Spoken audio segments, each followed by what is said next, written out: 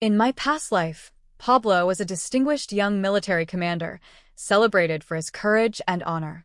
I, on the other hand, was just an ordinary woman, becoming his wife only by accident through a childhood marriage agreement. When armed kidnappers pointed their guns at both me and Zoe, he chose to save her without a second of hesitation. A bullet pierced straight through my heart, and I died at the age of 27. In this life, I initiated the divorce to set him free, choosing instead to start over and dedicate myself to international medical aid work overseas. But strangely, he now seems tormented by regret, blocking my path and begging me for another chance. Chapter 1. Julia, are you really sure about this? Conditions in the war zone are brutal. You could lose your life at any moment, my mentor warned. I nodded firmly. Don't worry, I've thought it through, I assured him. He sighed, adjusting his glasses, and pulled out a contract from his drawer. This is the agreement for the International Medical Relief Team. Once you sign, there's no turning back. Someone will come for you in a month, he added as I signed the document.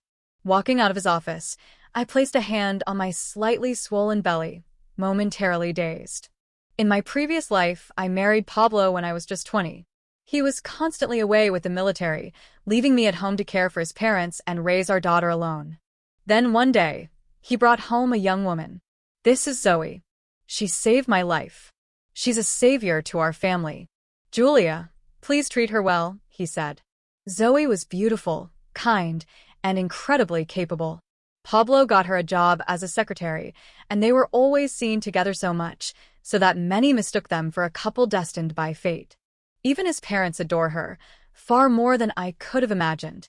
One night, as I was doing the dishes, I accidentally overheard my mother-in-law gently holding Zoe's hand and whispering, "If only you were my daughter-in-law, you and Pablo are a perfect pair." "You just met a little too late," she added. Zoe smiled coyly, flashing me a smug look.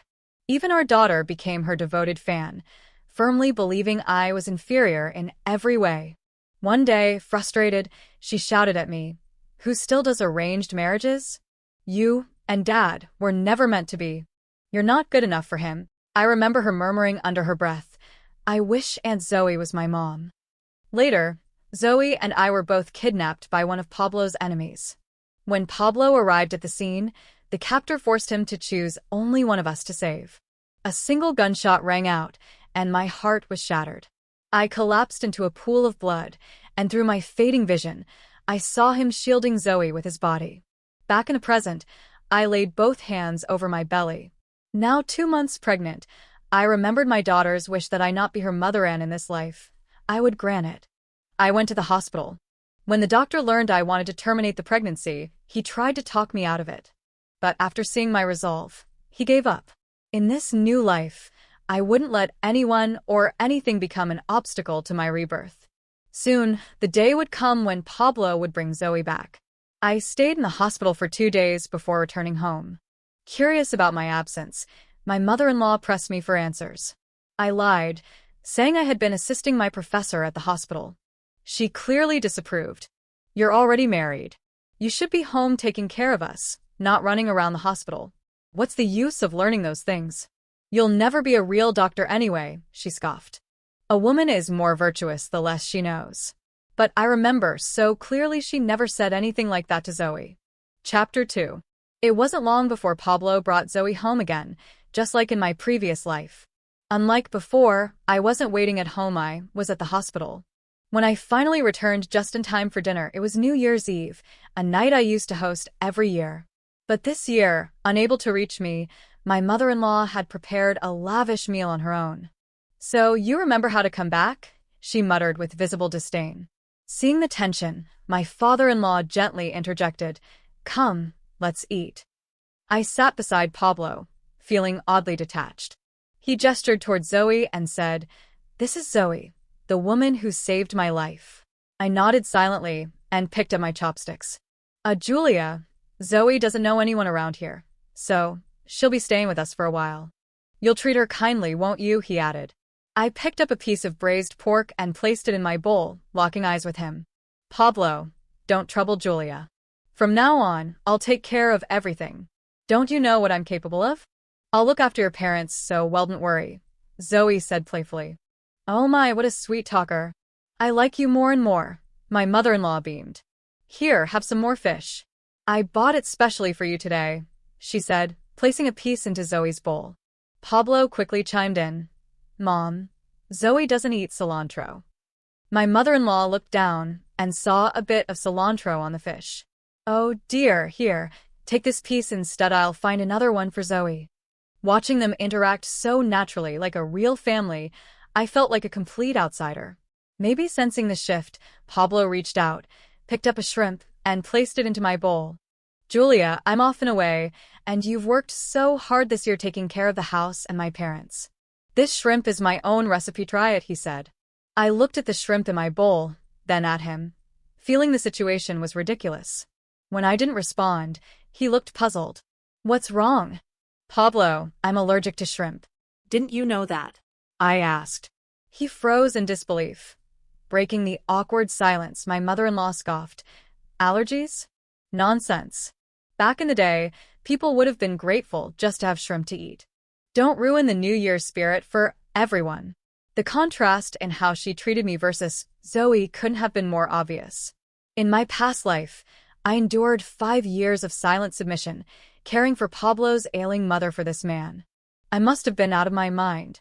I tossed my chopsticks onto the table and stood up, staring directly at my mother-in-law as I spoke each word with deliberate clarity.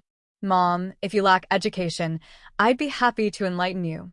Forcing someone to eat something they're allergic to, especially knowing it could trigger a life-threatening reaction, is considered intentional homicide. Julia, is that any way to speak to your mother? Pablo's father, who had until now pretended to be invisible, finally couldn't hold back and scolded me. Apologize to your mother immediately. I laughed coldly. My mother? What mother? My mother died long ago. And if I recall correctly, she died saving your life. My words left him stunned into silence. Without another word, he sat back down. I had no desire to continue arguing, so I turned to leave. Suddenly, Pablo grabbed my wrist. Julia, apologize, he shouted, his voice trembling with fury. I yanked my hand free and looked him straight in the eyes. What's the matter? After all this time, did you really start mistaking me for your family's live-in maid? How long has it been since the founding of New China? Did your family completely miss the reforms and opening up? Instantly, all eyes turned toward me in shock. Chapter 3. I had always treated them with excessive deference, never like this. But today, I was too angry to care, realizing just how worthless all my past efforts had been. Their stunned expressions didn't faze me. I ignored them and walked away from the table, returning to my room. Hours later, once things had calmed down, someone knocked gently at my door. I got up and opened it, finding Pablo standing there. He handed me a cup of warm milk. Julia, I just heated some milk. Please drink a little. No need. You drink it, I said, turning to close the door. He stopped it with his hand, looking at me helplessly. Stop throwing tantrums. You need to take care of yourself for the baby. We went too far today. I'm sorry, he added. Hearing him mention the baby, I instinctively glanced at my now flat belly and smiled bitterly. Pablo. There are fireworks outside. Can you come watch them with me? Zoe appeared behind him, pointing excitedly toward the night sky and urging him to go out. He hesitated for a moment before nodding gently at her. Okay, I'll take you to see them. Zoe, thrilled by his response, quickly put on her coat and got ready to head out. Pablo was about to leave when he turned back. Julia, do you want to come too? Zoe tugged on his sleeve with clear reluctance and whispered, Pablo, maybe it's better if Julia doesn't come. She's pregnant. The fireworks might be too loud for her. He looked at me apologetically, then nodded. She's right. I shook my head. You two go ahead, have fun. A flicker of guilt crossed his face. Then get some rest at home. Mom said it's time for your prenatal checkup. I'll go with you tomorrow morning. Before I could reply, Zoe was already pulling him excitedly toward the door. Prenatal checkup?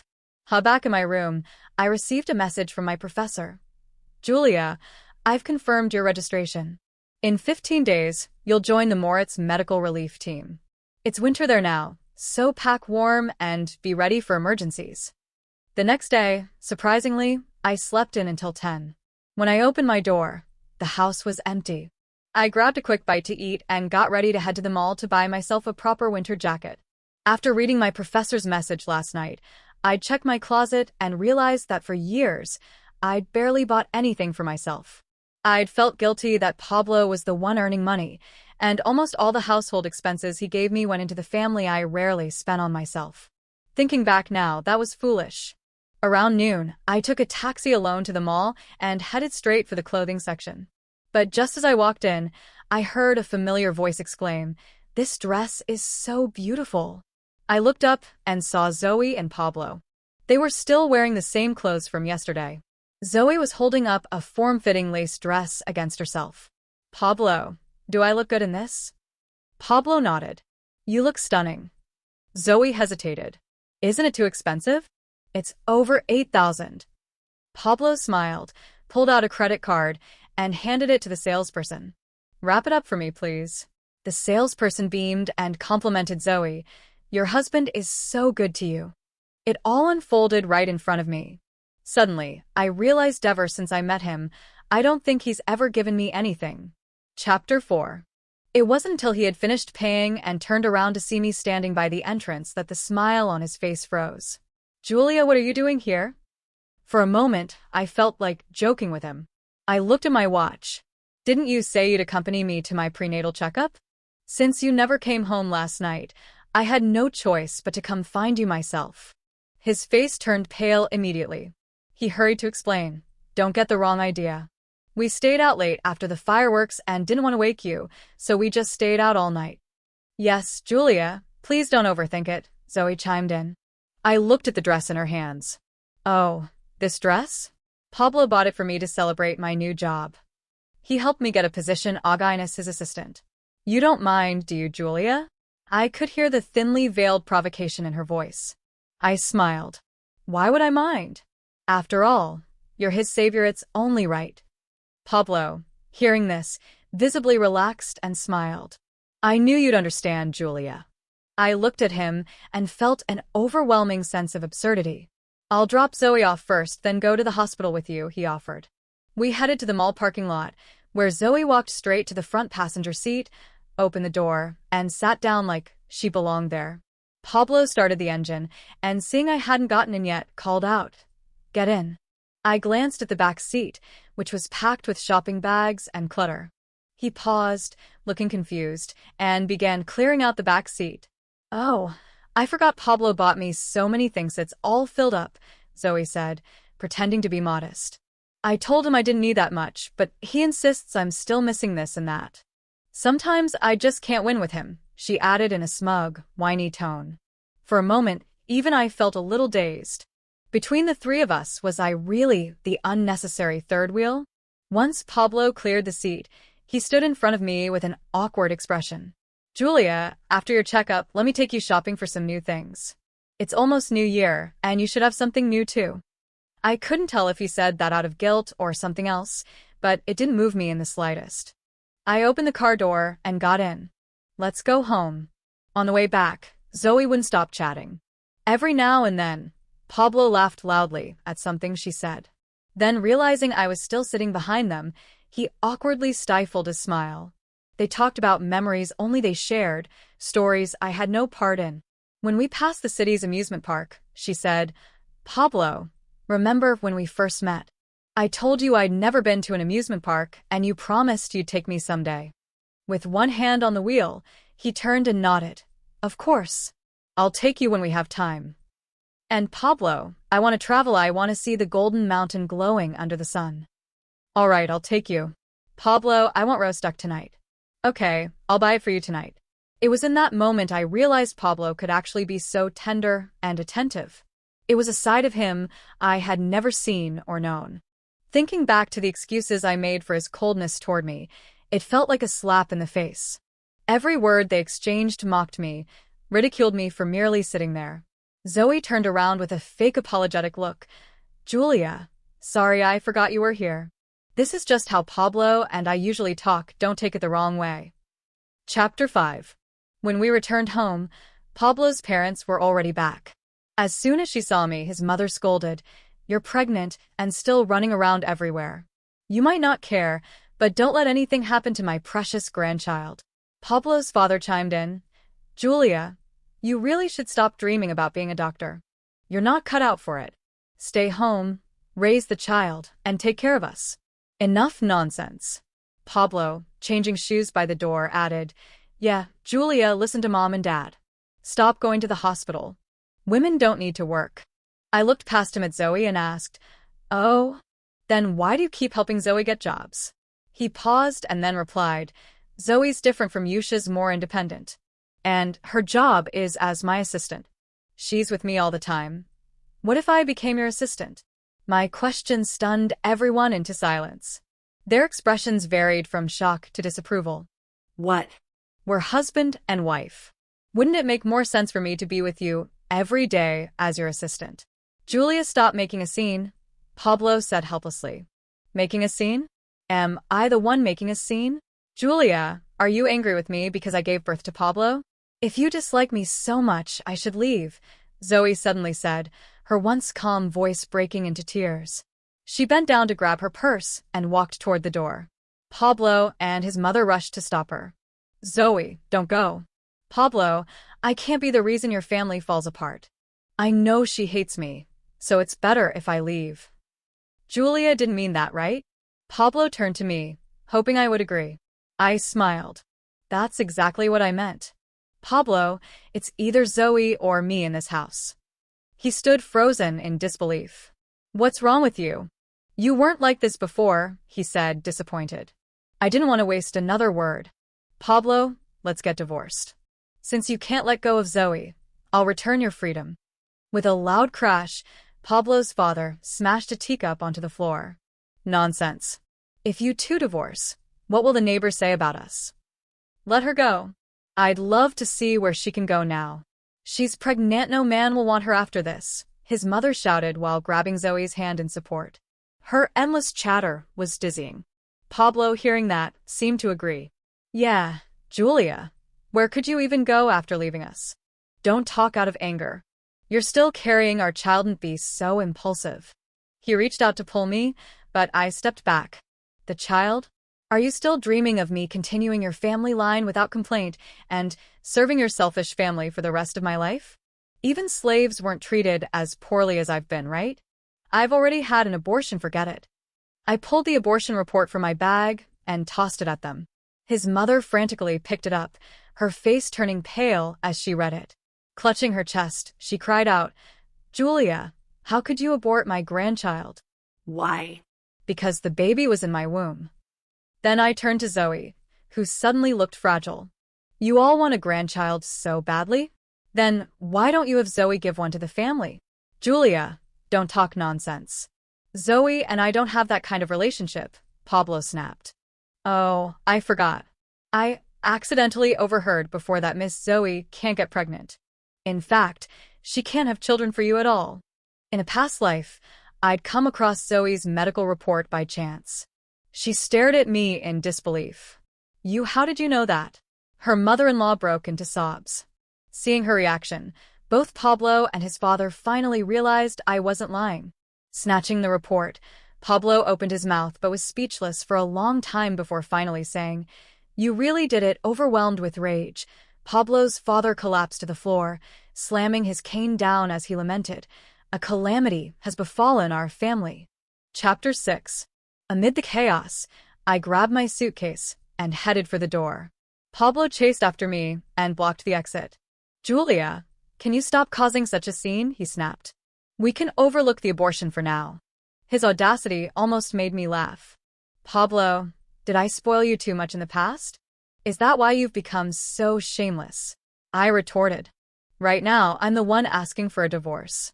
I'm not begging you for forgiveness." I pulled out the divorce papers I had prepared beforehand and threw them at him. "I've already signed. You do the same. Hurry up. I want nothing more to do with you or your family ever again." It seemed only then he realized I was serious about leaving. He tried to stop me again. I shoved him aside and snapped, "Pablo, are you sick? Did you marry me just because my mother saved your father? You never loved me, so why are you pretending now?" Besides, once we're divorced, you and Zoe can finally be together officially, right? Julia, you misunderstood, he protested. Zoe and I are only close because she once saved my life. She has no family in this world, and I feel it's my duty to take care of her. That's all. Just then, Zoe ran out and stood behind him, having heard everything. Her face gradually turned pale. Pablo turned around and saw her, clearly stunned. Pablo, I'd respect you more if you just admitted you're the kind of man who eyes other options while still eating from his own plate, I said sarcastically. If you don't sign the divorce papers, I'll sue.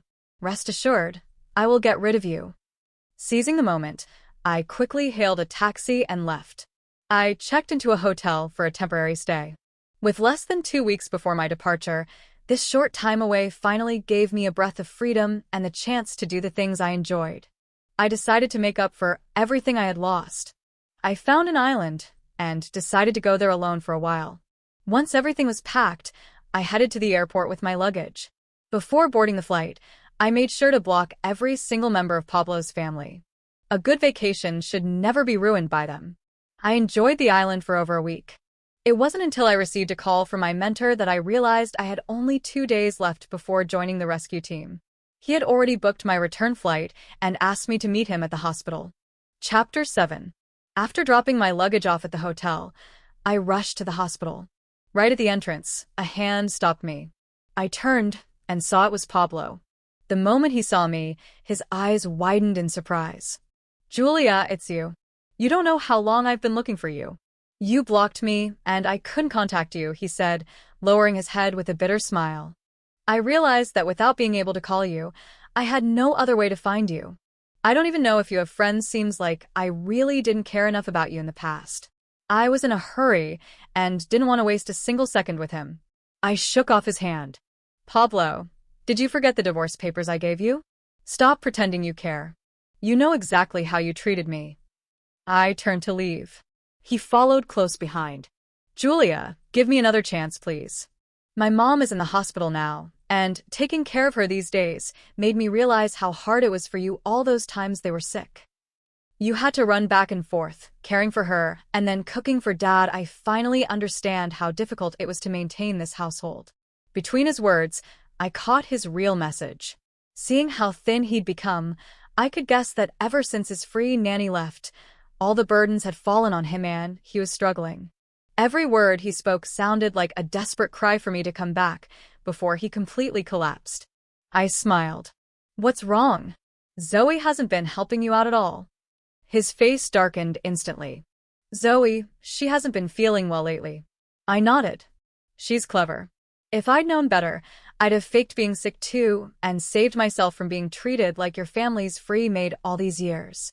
He had nothing to say in return. But I know you too well. You came back here today because you can't stand the idea of me suffering. Pablo, I know you think I only brought up divorce out of anger, but I've done a lot of thinking these past days. I promise, from now on, I'll take better care of myself. So tell me, do you really think we can get back together? I couldn't hold it in anymore. I shouted, Pablo, stay away from me. Stop being so full of yourself. I'm sick to death of your entire family. If you still want to save some shred of dignity, get out of my way. I didn't come here for you, or anyone related to you. The world doesn't revolve around your family. I don't care if your parents live or die. If you have a conscience, then take care of them yourself. If not, leave them to rot in the street. Maybe he had never seen this side of me before. He stood there, dumbfounded for several minutes. In disbelief, he asked, Then, why did you come to the hospital? Suddenly, a hint of relief appeared on his face as he added, Stop fantasizing about being a doctor. You don't become one just by going to the hospital every day. Just then, a stern voice sounded behind me. Julia, why haven't you come in yet? We need to confirm your information one last time for the rescue team. I turned and saw my professor and his assistant standing behind me. I nodded and apologized. Coming, Professor. Then I turned to Pablo one last time and warned him coldly. Keep your distance. Don't bother me again. Chapter 8. Rescue team? What rescue team? He asked insistently. What business is it of yours? I shot back with a roll of my eyes and ran over to Professor Hu. After verifying my documents one final time, the professor handed me my medical aid badge and said solemnly, "Julia, on behalf of the International Medical Relief Team, we welcome you." The next morning, a young man knocked on my hotel door. "Doctor, I've come to pick you up," he said. I followed him to the plane. And from that day forward, I began 3 years of medical relief work in a war-torn region of the Middle East. During that time, I witnessed countless tragedies and miracles of survival. Every time I saw a patient successfully rescued, I felt grateful and lucky that fate had given me a second chance at life and that I hadn't wasted it on things that were never worth it. 3 years later, I received a call from my professor. He said, "There's an opportunity to study in Germany for 4 years. Would you be interested?" I looked back at the ruins and the wounded. My medical skills still weren't that advanced, and Germany had one of the best healthcare systems in the world. Studying there would certainly improve my capabilities. I nodded in agreement. "I'll go." Just as we were about to hang up, he hesitated. I found it strange. "Professor, is there something else?" "Julia, there's something I never told you. The day after you left, your ex-husband came looking for me. He asked where you had gone, and I told him. He seemed agitated, insisting it was impossible that you'd really left him. He made a scene in my office for a long time and even broke a few of my things. In the end, a woman named Zoe came and dragged him away. At first, I thought he was just heartbroken over your departure. But a few months later, he was openly dating that woman. I thought that was the end of it, so I never mentioned it to you. But just a few days ago, I heard some big news," he added, now sounding a bit gossipy. "That Zoe she was arrested. And Pablo has been suspended and is now under investigation too." "What?" I was stunned. He continued slowly. "Zoe is a traitor. She approached Pablo with ulterior motives from the beginning. The whole family was played for fools. Pablo didn't just lose his job, could be facing serious penalties. Thank goodness you divorced that fool when you did. I remember it in my past life before I died. None of this had happened. Had Zoe succeeded back then?" I shivered. Thankfully, this time she was exposed. As for Pablo, he got exactly what he deserved. After finishing my assignment, I flew to Germany to begin my studies. 4 years isn't long, but it's not short either. I lived each day to the fullest and truly learned so much. The day I completed my studies, I received an award from the Academy. They told me I was an outstanding doctor. In the blink of an eye, 7 years had passed since I left. My professor invited me to return home. He was getting old and said, "Julia, you're my best student. I'll feel at peace handing over the hospital to you." Chapter 9. On my first day back after the staff meeting, my assistant walked me to my new office. As we passed the inpatient department, a familiar voice suddenly called out, surprised, "Julia?" I turned to see the astonished face of my former mother-in-law. "Is it really you?" she cried out, trying to approach me, full of emotion. "Where have you been all these years? Why didn't you contact us? We've been looking for you everywhere." My assistant stepped in, trying to hold her back. "Ma'am, please calm down." She shoved the assistant's hand away. "She's my daughter-in-law. It's none of your business." Suddenly, a man in a security uniform ran up behind her and restrained her gently. "Mom, you just had surgery. You can't get worked up." Our eyes met, and I recognized the worn-out man in front of me was Pablo, the man I hadn't seen in 7 years. The moment he saw me, he immediately looked down and turned away. But his mother kept yelling, insisting I was her daughter-in-law. My assistant firmly said, "Ma'am, this is the director of our hospital, not your daughter-in-law. Please show some respect." Hearing that, Pablo stiffly turned back to face me. "Julia, you really became a doctor," he said.